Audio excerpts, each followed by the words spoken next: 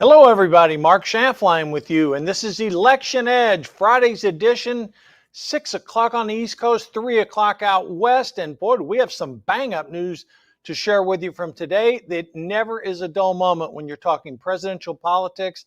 Less than 60 days to go till the election. Jason Burmis, welcome back to Election Edge on your new date, Friday instead of Monday. Happy to have you with me today. Very, very happy to be here. Let's move it on to the weekend because I'm sure there's going to be a ton of nightmarish things going on in the next 48 hours on top of everything else.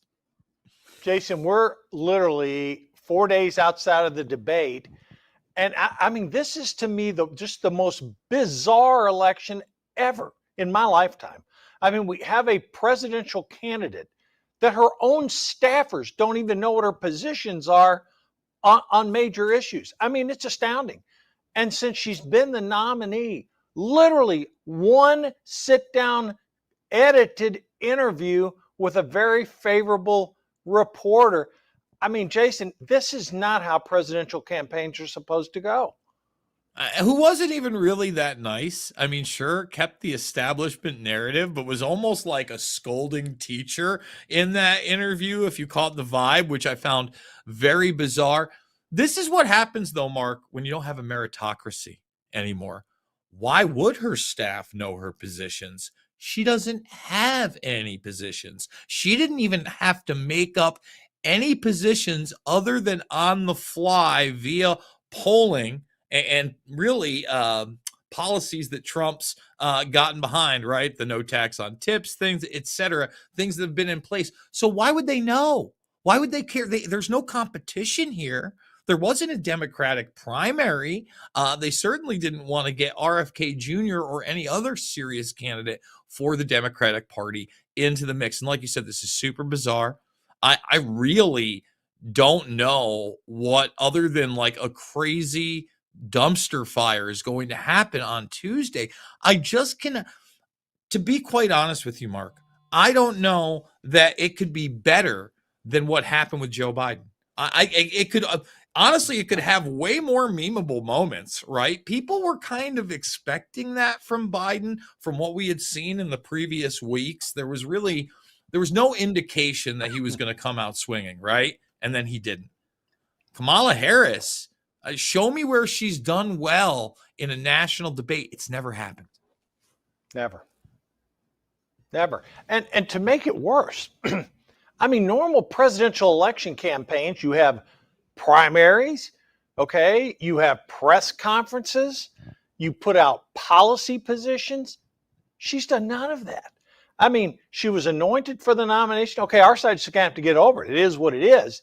But the American people, Jason, I mean, if someone said to you, well, what is her policy on illegal immigration? Well, she used to be, and we've played this Dave McCormick video a lot. Oh, by the way, he's tied now with Bob Casey. But her position used to be, oh, no. We're not going to criminalize people coming across the border. We welcome illegal immigrants. To now, she's adopted Trump's build the wall, and nobody believes her. She came out and you mentioned the tax on tips. Here's a little nugget for you, Jason. The California legislature, which is not exactly a Republican bastion, that bill was introduced. The Democratic Party defeated it in California. So again, adopting Trump's policies. Then think about this. She came out with that crazy idea economically that we're going to have wage and price controls on food. That went over like a lead balloon. Then she talked about taxing unrealized capital gains. That went over worse than a lead balloon because it affected her donor class. And now she's copying Trump's policies, saying, well, we'll have a capital gains tax rate of 28%, up from 23%, but that's only on people with a portfolio of over 100 million. Jason, come on now. I mean, I've seen blatant politicians try to move to the center, but she was to the left of Bernie Sanders. Do you think the American people are going to get fooled by this fake shift to the middle that she's doing?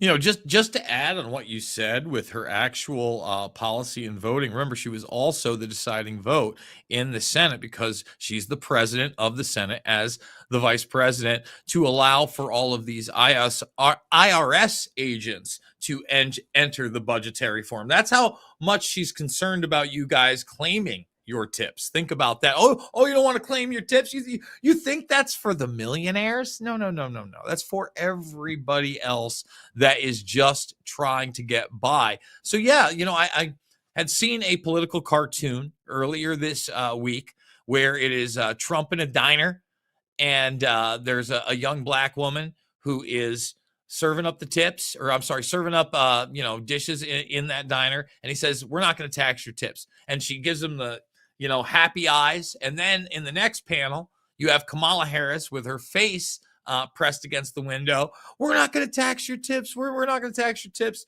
Third panel, she's in there smiling. "You're going to vote for me, right?" And I won't use the language that was used, but she says, "You do realize you're the vice president right now, right?" So this idea that you couldn't to be quite honest with you, Mark, if she was intelligent and these people had any type of brain, they would actually fast track that right now and say, not only is it going to be my policy, we're going to bring it to you right now. I mean, it's not like Biden's running it, but the truth of the matter is, if they if they somehow get this woman through, that's not happening. If Trump gets through, I do believe he'll be able to do the no tax on tips. If she gets in, look, here's the deal. You're just gonna have to report a quarter of your tips, and then 2 years later, it'll creep up to 50% of your tips, and then all of a sudden, we'll be in some disaster. Everybody's got to pay their fair share. These damn waitresses and waiters and casino workers, they're getting over on all of us, right? It'll be the same mantra during like COVID 1984 when they were going off after landlords that owned one or two properties. These landlords are really greedy.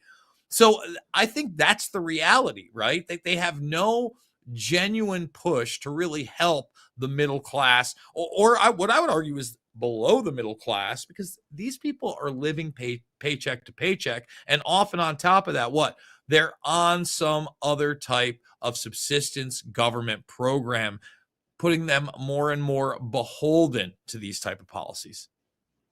Yeah, and speaking of economics, Jason, the employment report came out today, and it showed that we created 142,000 jobs, but there's a big problem with that. The June and July were revised downward both months, effectively wiping out that gain in employment. And Jason, even though the unemployment rate is the official Bureau of Labor Statistics rate says 4.2, you and I know damn good and well it's much higher than that, because a lot of people are having to work 2 and 3 different jobs. And the people who are on the lower end of the economic scale, they are getting their ass pounded by these still high prices. Wall Street had its worst week since March of 2023, and there are a lot of concerns, Jason, on Wall Street and on Main Street that this economy may be heading into a recession, and it may be headed there fairly quickly.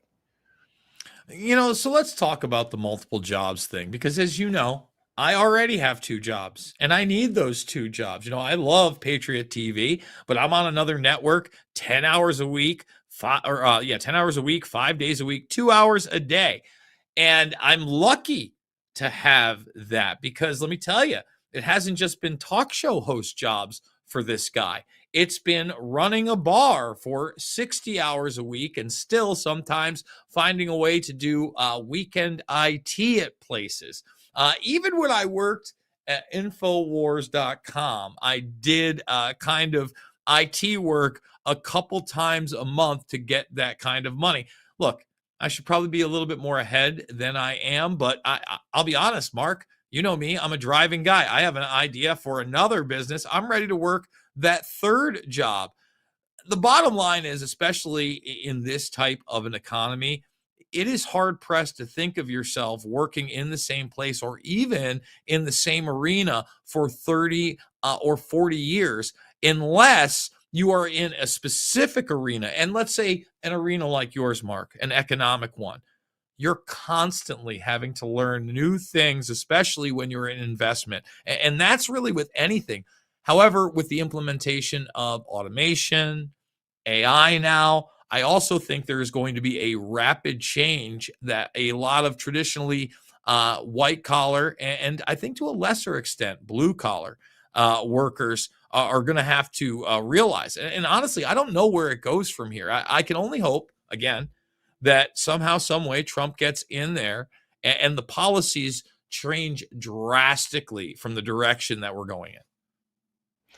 Yeah, Vice President Harris doesn't seem to have even the basic understanding of economics. I mean, some of these ideas, even like well investors, I mean, Kevin O'Leary, Shark Tank fame, he said these are just crazy ideas. Elon Musk, again, wealthiest man in the world, just lambastes some of these ideas that she has.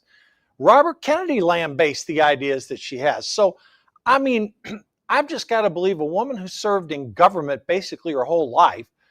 I mean, what experience has she had in the economic world? And yeah, can you bring in advisors? Sure, but if they're like the staff that's been advising Joe Biden, oh my God, forget about it. I mean, folks, I'm telling you something. Polling's tight. We're going to get to that a little bit later. But these policies that she's advocating will do tremendous harm to our economy. Jason, take a look no further than what the Biden-Harris administration just did.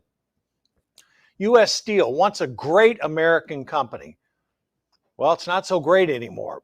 Between its pension cost, its labor cost. Nippon Steel of Japan, a U.S. ally, tried to buy U.S. Steel. What did the Biden administration do? They put the kibosh on it.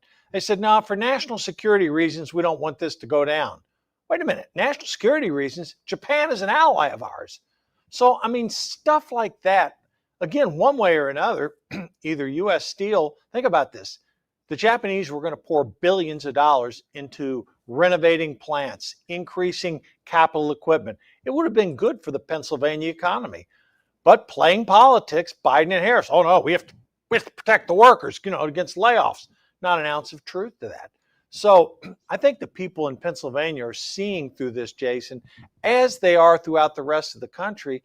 And for a campaign, literally, who has done one interview, I keep thinking about that over and over. How in the hell can someone lead a major party by ducking the press?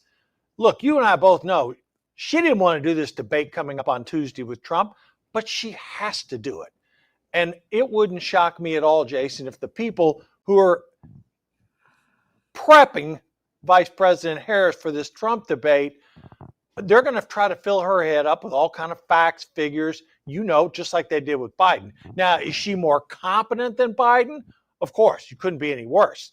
But Trump's going to go into that debate loose. He's going to smile.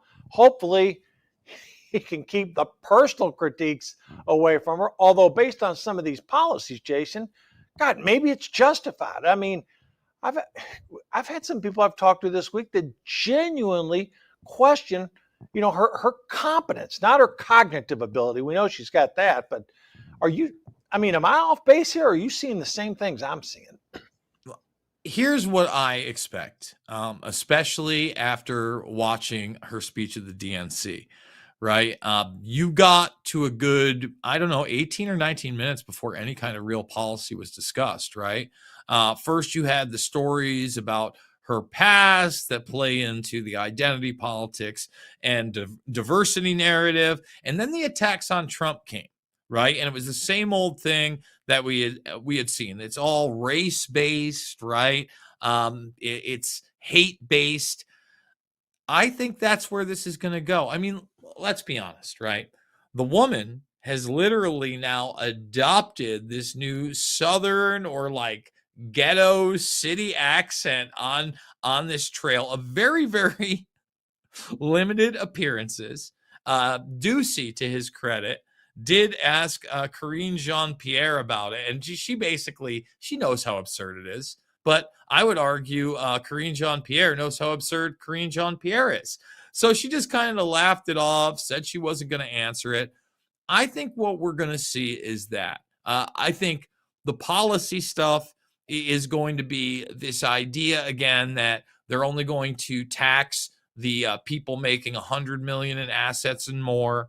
They're going to talk about this tax cut that they did on the DNC that seems like imagination land, but maybe not. Maybe it is dangerous. That's going to affect 100 million Americans. So, I would assume if that tax cut is real, we're already talking about people not in the middle class that are paying the taxes, but in large part, people that are getting some type of entitlement program from the tax system. That's the only class of people I could see them cutting it for. Why? Because it empowers the government, and it disempowers what's left of the middle class. Mark, I know you've seen it, especially over very rapidly over the last 4 years.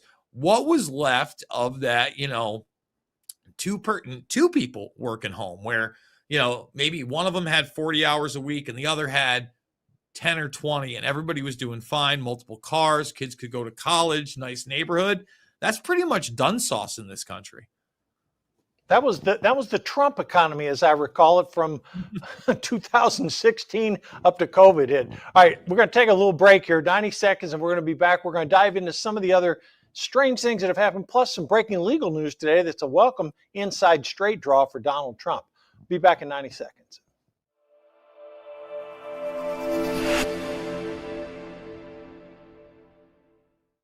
Former National Security Advisor Lieutenant General Michael Flynn pleaded guilty today to lying to the FBI. He was one of the most respected generals in the military. Every American needs this historical DVD keepsake. Flynn delivered the truth, whatever the cost. Hand signed by General Michael Flynn. Order now at the Patriot TV store. Use promo code PTV at checkout to get special savings. The Patriot TV store, a secure, hassle-free shopping experience. Throughout history, the spirit of patriotism has prevailed. The battles may have changed, but the values remain the same. Today, in 2024, we find ourselves at a pivotal moment where the call for unity, freedom, and a better future echoes louder than ever. For more than 10 years, Patriot Mobile has been committed to supporting the values that make our nation great. With affordable plans and reliable nationwide coverage, Patriot Mobile is not just a wireless service. It's a call to action for those who believe in the American dream. Because this year is not just any year, it's the most important year since our nation's founding. Choose a wireless carrier that shares your values. Choose Patriot Mobile.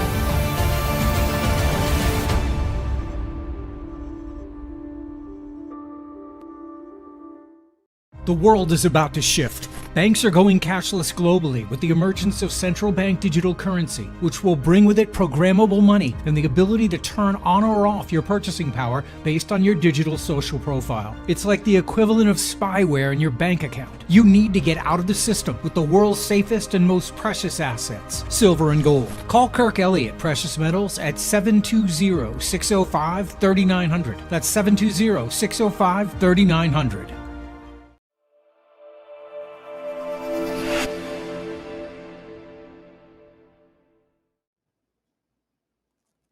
720-605-3900. Give Dr. Kirk Elliott's team a call. They're great patriots and huge sponsors of Patriot.tv. I've known them a long time. They're terrific people. And with gold near all-time highs and the stock market fluctuating like crazy, not a bad idea to have a certain portion of your portfolio into gold.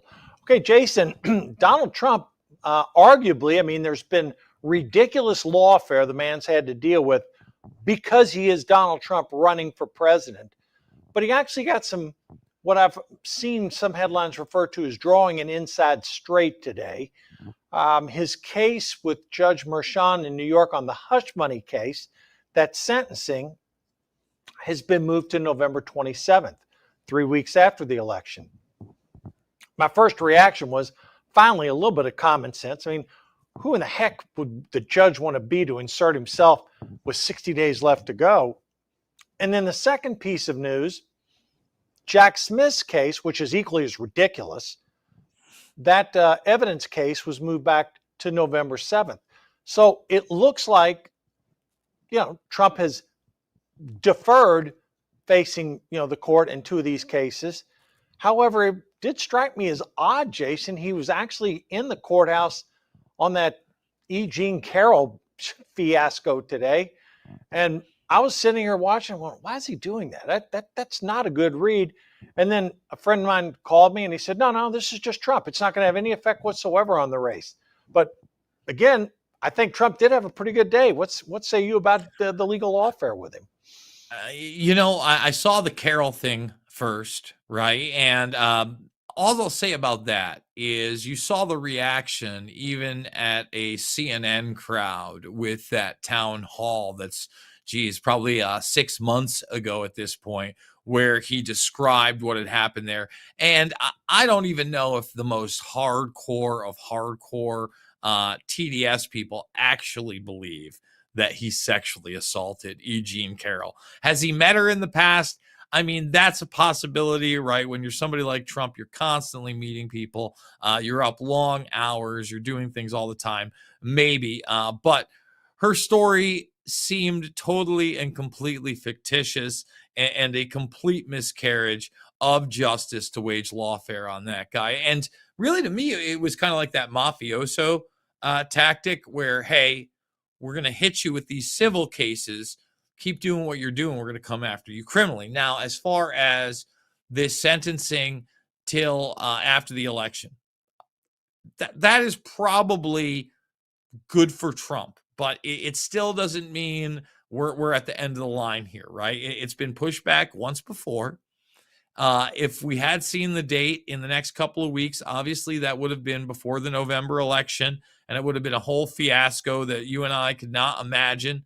The rumblings of Rikers Island, I think, are very real for this.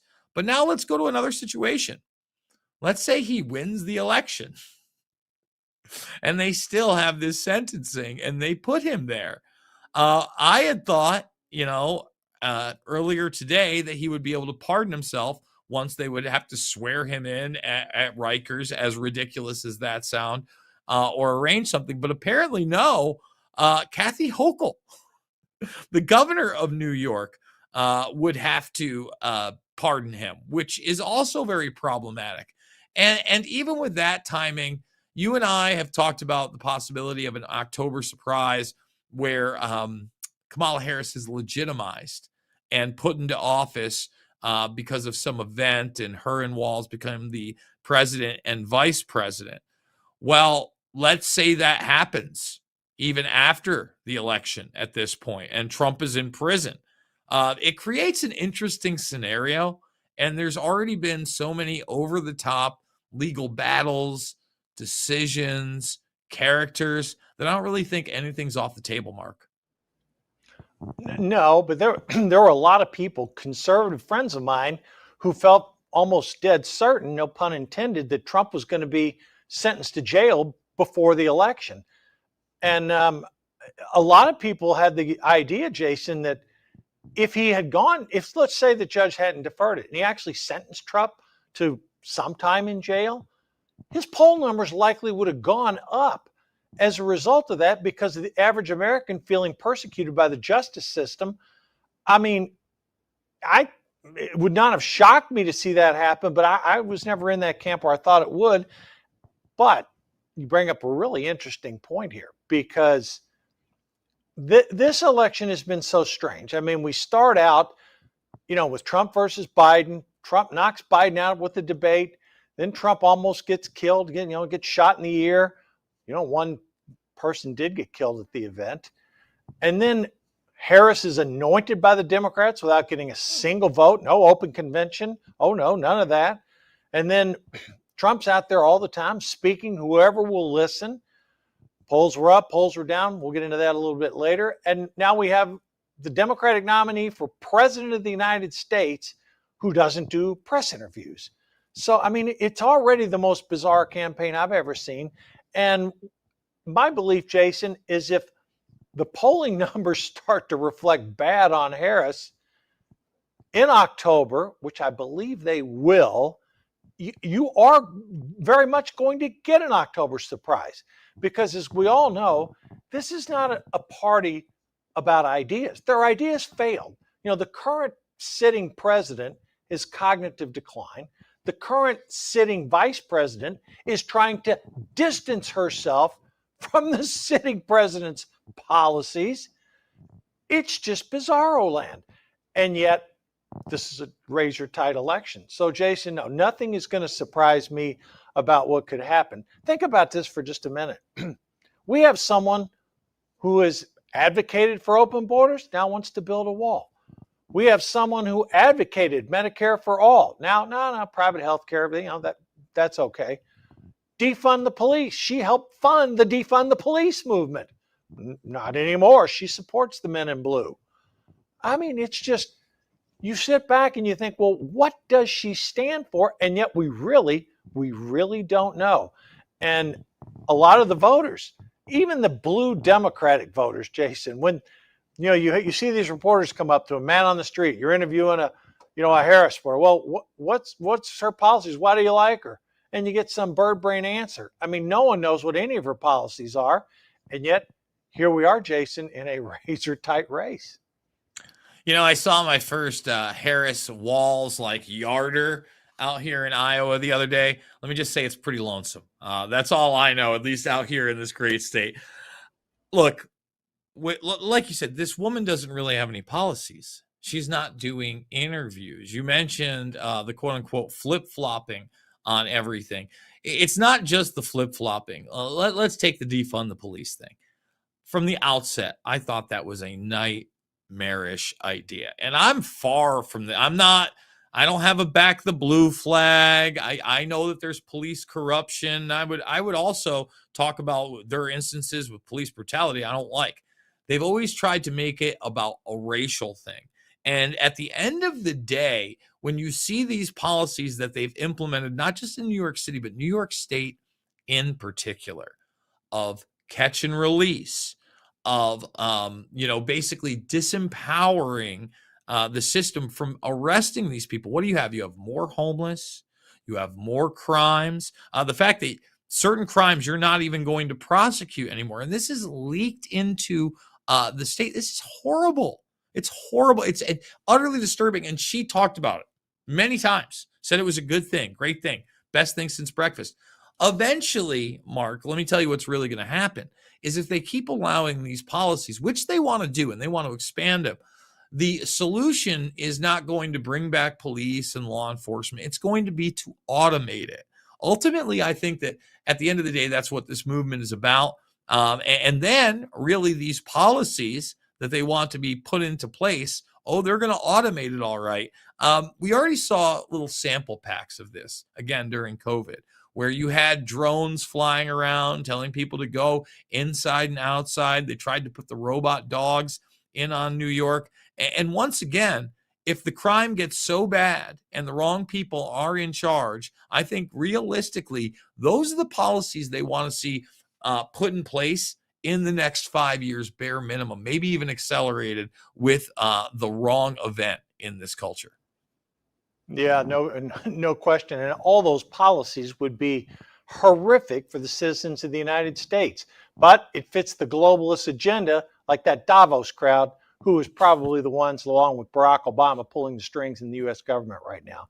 All right, we're going to take a 90-second break, but when we come back, we're going to dive into some of the other issues, get into some of the polling updates. Some of this polling stuff is fascinating, and a lot of it's moving in President Trump's direction. We'll be back shortly.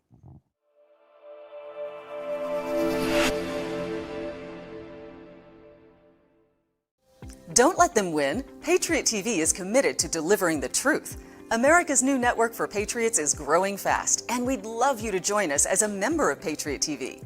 Your support makes it possible for us to continue to deliver unbiased reporting, thought-provoking discussions, and insights you won't find anywhere else. From in-depth interviews to behind-the-scenes footage, Patriot TV brings you closer to the voices shaping our nation's future. Whether it's political developments, cultural shifts, or global affairs, Patriot TV keeps you informed and empowered. As a member of Patriot TV, you'll get perks like personal invitations to exclusive Patriot TV events, where you can gather and network with like-minded Americans.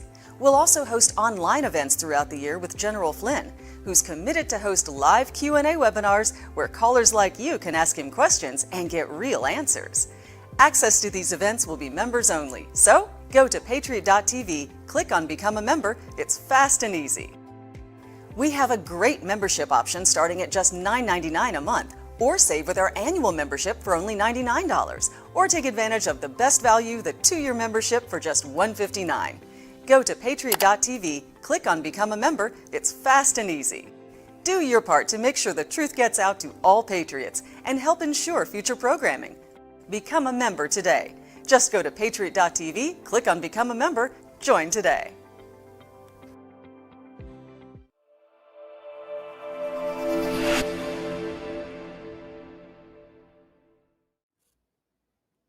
And we're back. Before I get to those polling numbers, Jason, I wanted to talk about a couple other positions that are starting to bubble up now for Kamala Harris. She in the past has made statements on citizenship for illegal immigrants. The reparations talk seems to be picking up steam. I remember the interview she did with Al Sharpton, where Sharpton said, if you were ever president, would you push for reparations? And she's absolutely. And then an interview with Charlemagne the God, similar type question, similar type answer. Jason, if the American public believed that she was going to push citizenship for illegal immigrants, gun confiscation, reparations for people that were never slaves, paid for by people who never supported that and who weren't even born when that happened, Jason, I don't think this race would be close, which is maybe the reason why she's trying to duck the media as much as she is. Well, first of all, the reparations thing has always been one of the wildest ideas in my lifetime. The idea, first of all, my family are all pretty much just post World War I into World War II from both sides, immigrants. So as far as American slavery goes, we zero, Zippo. And no offense, everybody, but a lot of people mistake that for some kind of Hispanic descent. And supposedly now, if you're anything but white, you're a person of color. So who knows where these reparations could go and the arguments that could be made on that end. As far as this idea that, all these illegals that are in here aren't on a fast track to citizenship on this point, I don't even know what to say. I don't know how that person can look at everybody with a straight face and not tell them that's the plan. Opening the borders in the manner that we have, allowing corporations to hire them lawyers to stay in the country so they can work in our factories, giving them credit cards, transportation, housing, etc. It seems like we're on that fast track to begin with. And, a lot of people are talking about the mechanisms in place to allow them to vote in this election. It remains to be seen, right? But there certainly is a lot of evidence that those mechanisms are in place, and many of these people may be allowed to vote. If that happens, Mark, let's be honest, they're essentially citizens anyway, except for they're not being taxed, which awesome, right? Like that's even better.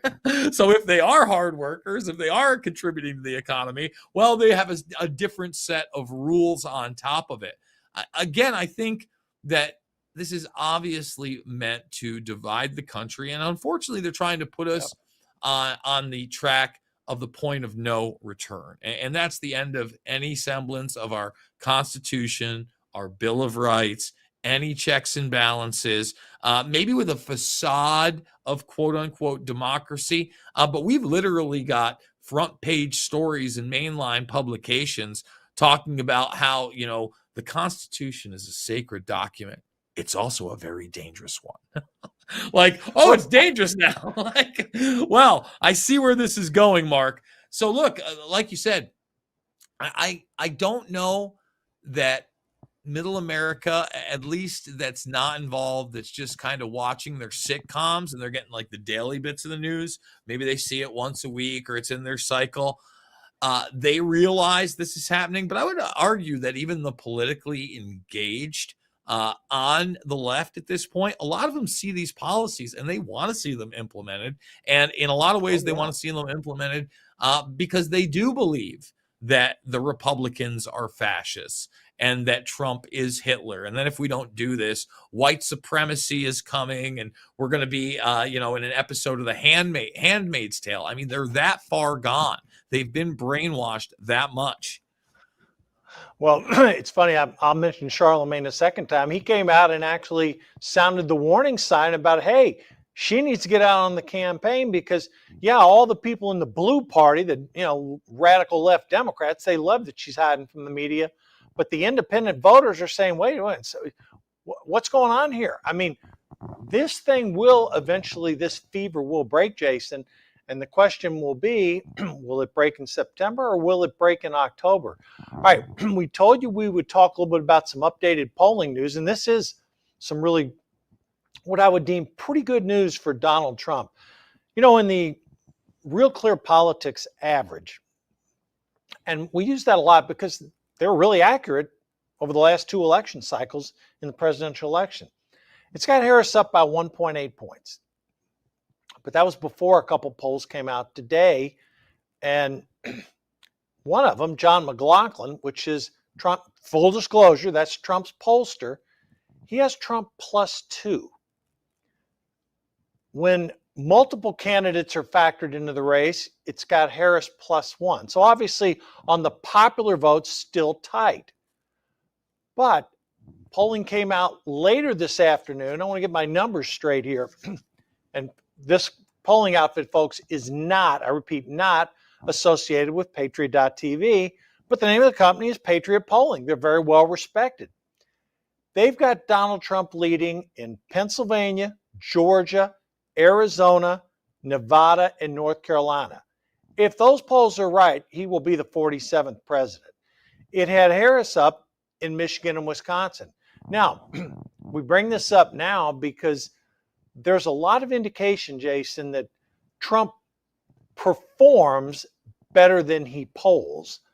And that's why I made the comment earlier in the show that if these polling numbers start moving in Trump's direction, and I believe that they will, notwithstanding the lawfare, notwithstanding the media coverage, the fawning over us, most Americans, unlike you and I, they don't really pay attention to the presidential election until after Labor Day.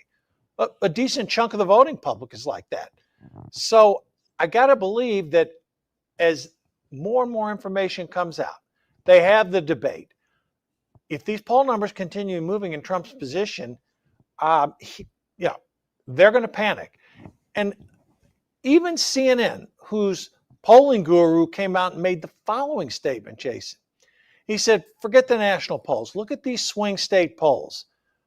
Harris is up by an average of 0.7%. That's 0.7%.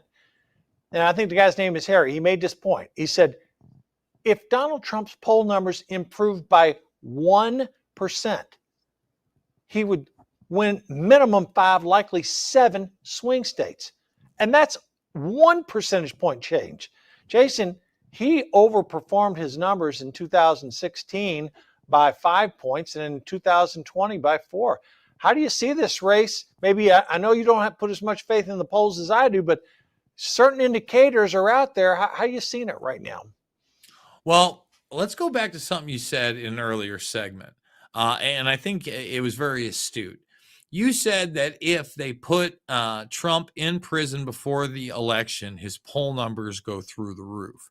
Well, whether I believe the polls are correct or not, what I do think that it does is it motivates that one group that, I think is really the only group. It's the only people that are undecided are maybe the people that have never voted before and are not registered to vote, right?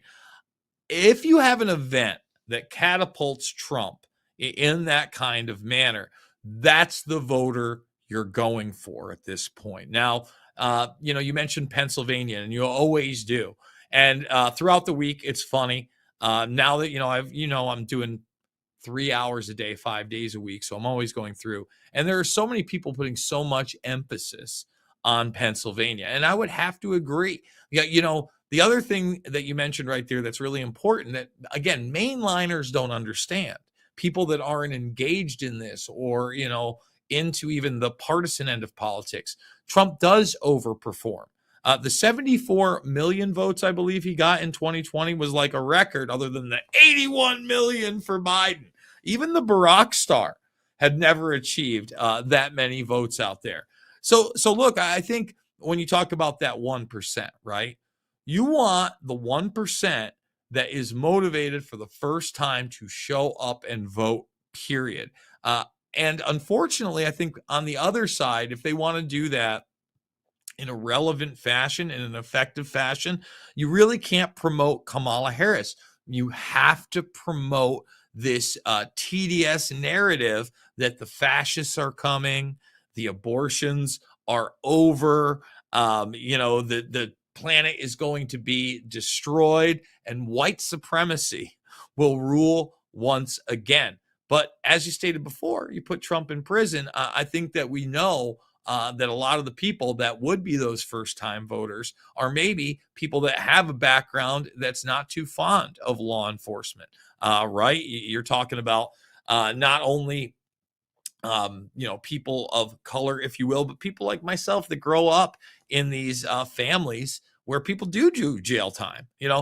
Thankfully, I've only been processed once, Mark, and it ended up being a slap on the wrist and a ticket. Didn't have to spend the night in jail or anything like that. But I can tell you quite a few people that I know that have spent not just time in county, but federal prison. And even as a kid, visiting a federal prison, not a fun thing. So, I think that jail thing is a very smart thing. And that's what you got to hammer home. They're not done. They're still coming.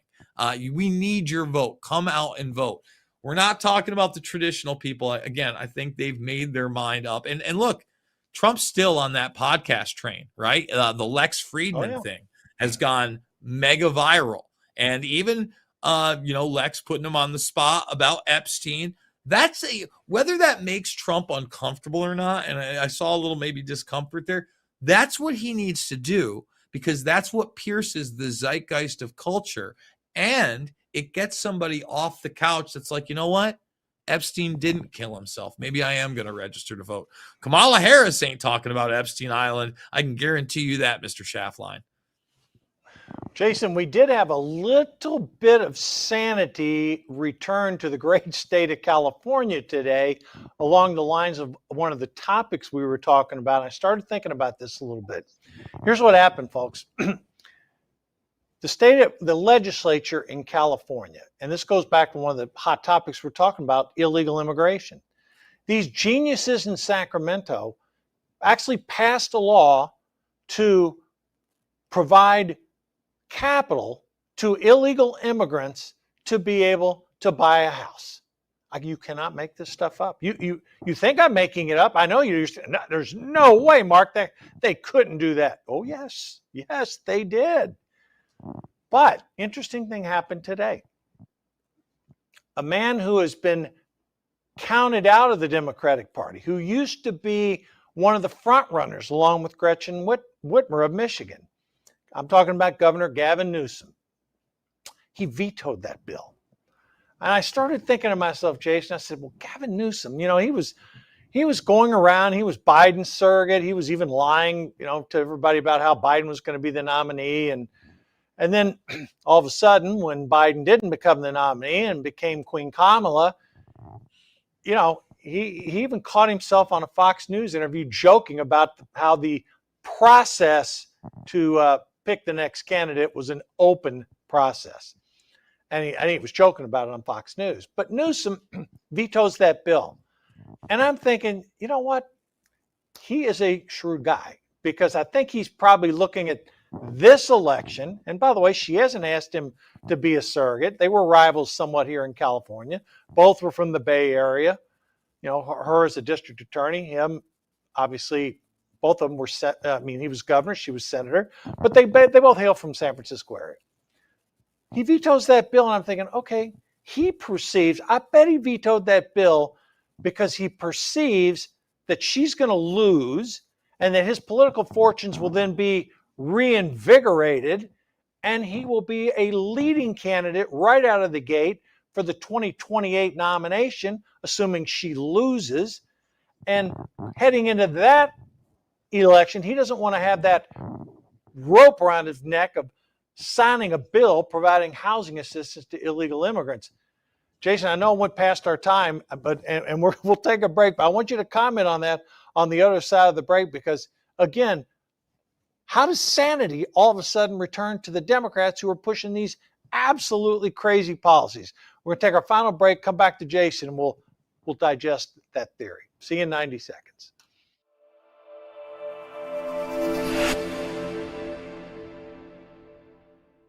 Attention business owners, are you ready to advertise to millions of loyal patriots ready to buy your products or services? Here's your golden opportunity to advertise with Mark Shaftline. When you advertise on Election Edge, you've aligned your company with a trusted voice and connected with an audience that shares your values. Mark hosts the exciting new live show that delves into every facet of the 2024 U.S. presidential election, offering insightful analysis, expert interviews, and up-to-the-minute coverage of the key events and developments throughout the election season. When you advertise on Election Edge, you're aligning your brand with integrity, loyalty, and a dedication to truth. Mark's audience is passionate, conservative, and committed to the values your business stands for. When given the choice, Mark's followers will buy your product or service over other woke companies. Don't miss this opportunity to elevate your brand with the power of Patriot TV. Reach out to us today at advertise@patriot.tv. Throughout history, the spirit of patriotism has prevailed. The battles may have changed, but the values remain the same. Today, in 2024, we find ourselves at a pivotal moment where the call for unity, freedom, and a better future echoes louder than ever. For more than 10 years, Patriot Mobile has been committed to supporting the values that make our nation great. With affordable plans and reliable nationwide coverage, Patriot Mobile is not just a wireless service. It's a call to action for those who believe in the American dream. Because this year is not just any year, it's the most important year since our nation's founding. Choose a wireless carrier that shares your values. Choose Patriot Mobile.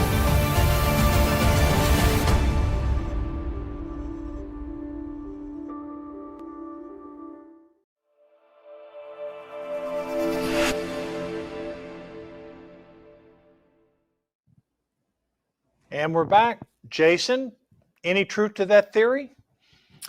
So, first of all, I think that Newsom is dangerous and very pragmatic, right? We've seen him make some pretty big revelations in varying media appearances. Let's start with Xi Jinping coming to town, cleaned it up. He's like, a lot of people are going to say we did this to the city because Xi Jinping was coming here. And they'd be right. So at some points, he's just ready to go, right?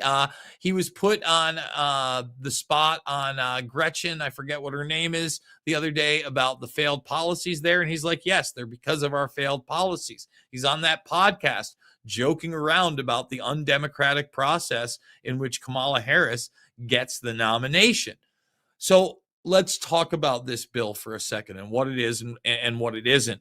First of all, you know, we were all talking about policy earlier, and one of the policy points that sounds really good from Kamala Harris is she's offering $25,000 to first-time home buyers if she gets in there, some kind of program that way. The program you're discussing was actually $150,000 in California. Now, first of all, a $25,000 down payment on a home in California ain't gonna get you much.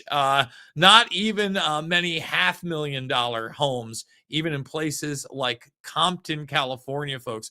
Go watch that interview with Ice Cube where he talks about his father's home in this area now being worth like $1.3 million. So that being said, something like $150,000, which was at first intended for citizens, right? And then the language was massaged to include migrants, etc. And that's how really this thing got into the press. If this thing doesn't get into the press, I don't know that Newsom pulls the trigger in the fashion that he does. But that story went super mega viral to the tune of, I was covering this on my other show yesterday, and I was far from the only one. The other thing about it, it's a disastrous policy, right? if you are essentially giving people $150,000 in assistance that's supposed to be paid back on something that's going to be a mortgage that's 10 times that, you're setting yourself up for a bubble that probably makes the 2008 housing market look like a good time, Mark. Oh, I concur with you. It's the same stuff that all that money that was handed out after COVID and put on steroids by the Biden administration, running $2 trillion deficits regularly, that caused a lot of that inflation. And yes, the Fed came in, kept interest rates relatively high. Now there's talk at the September meeting they're going to lower them, but you're exactly right. I mean, what that would do would push housing prices even higher, and they're already out of reach specifically for younger voters. And your analysis on the 25K was right for California. So now I think that I think Newsom did the right thing. I think it's bad policy. And again, he seems pretty loose right now. Maybe it's because he knows that he's politically irrelevant for the next 60 days. But you can bet your bottom dollar, Jason, if Trump wins, and right now the betting markets, I'm going to give you a couple of those. Nate Silver, the Democratic polling guru who has all these Democrats nervous right now, said Trump's probability of winning the election is 60 and change, hers is 39. That is a big change over the past 2 weeks. The betting markets, Jason, they've got it, Trump anywhere from 52 to 55, a little bit closer. But, those are gamblers putting real money at stake. Again, anecdotal, doesn't mean a whole lot. But the fact of the matter is, I think Newsom is correctly calculating, okay, I don't need to do anything stupid here because, there's a better than 50% chance she's going to lose. And if that happens, he's right back in the mix. So we'll see what happens with it. But I think he made a good move there. All right, let me go on to something else that doesn't get a whole lot of attention, Jason, but you and I have talked about it. The United States Senate right now is controlled by Democrats, 51-49.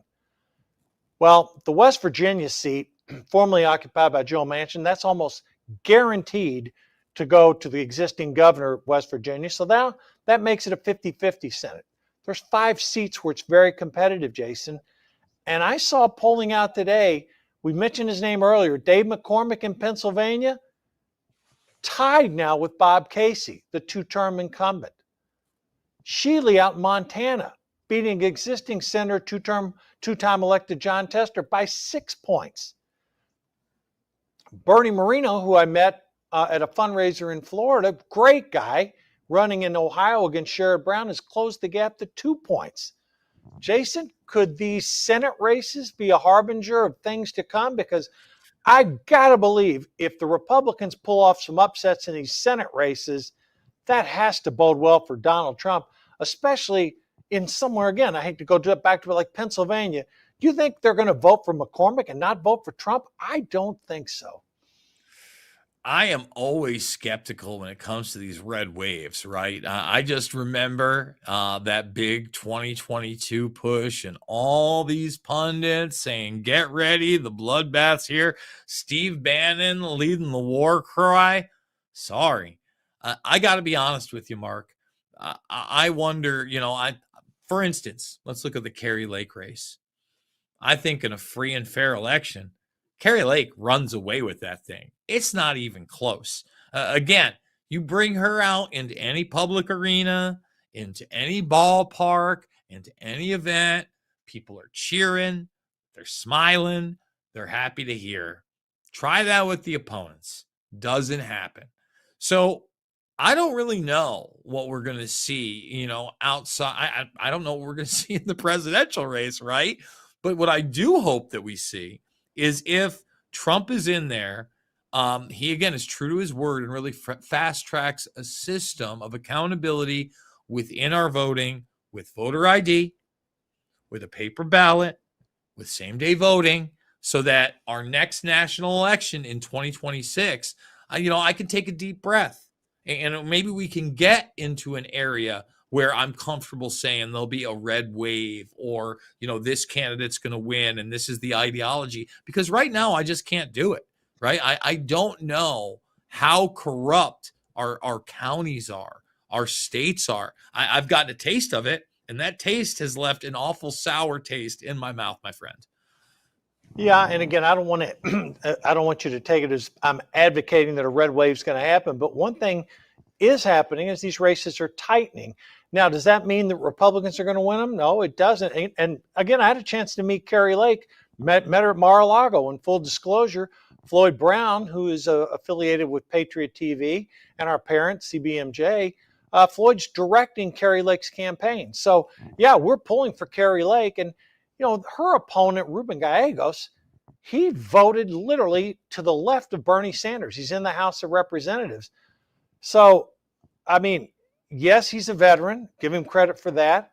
But my goodness, I mean, Arizona, one thing that came out this week, there was polling in Arizona, Jason, their number one issue in that state's the border. And close to 70% of voters, they want that border dealt with.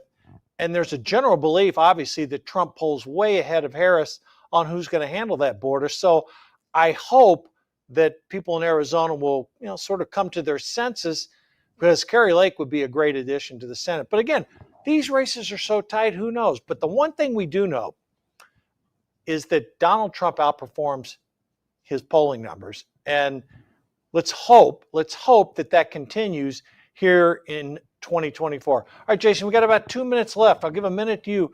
Closing thoughts as we head into the weekend here, 60 days out.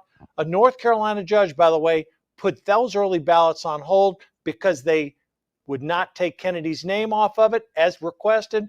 We haven't talked about Kennedy at all. I know you had some favorable opinions. This could be a win for Kennedy and the Trump team. Well, I hope that, obviously Kennedy is able to come off the ballots that he wants to. I think that Kennedy should continue with that same strategy that Trump is doing, and they should be double teaming these podcasts, right? I think that's a continuation. You mentioned the border. I think if you really want to be strong on the border, and again, convert people, because I think you're right. And it's not just Arizona. It's really all around the country. New York State's concerned, Illinois is concerned, because they're being ushered into those areas as well. I think it's time to start talking about getting rid of Homeland Security altogether and going back to a traditional border patrol and enforcing the laws on the books. Not just talking about mass deportation, but in my opinion, right now, Homeland Security is the head of the beast. It is the apparatus at which this corruption has been able to reach the status and the heights that it has, Mark. Oh, and Mayorkas heads that. And my God, he is among, if you pin the tail on the donkey, Mayorkas would be the guy getting the pin for sure. And you could be right about that. I think people don't care about mass deportations. They just want the border secured.